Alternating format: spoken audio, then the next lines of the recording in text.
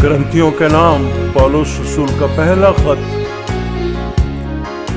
उसके 16वें बाब की 13वीं आयत में ये लिखा है,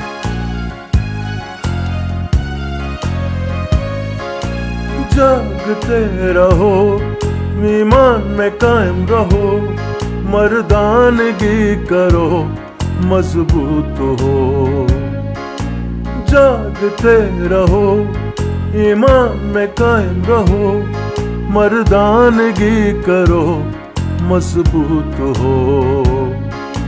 जो भी करते हो मोहब्बत से करो, जो भी करते हो मोहब्बत से करो।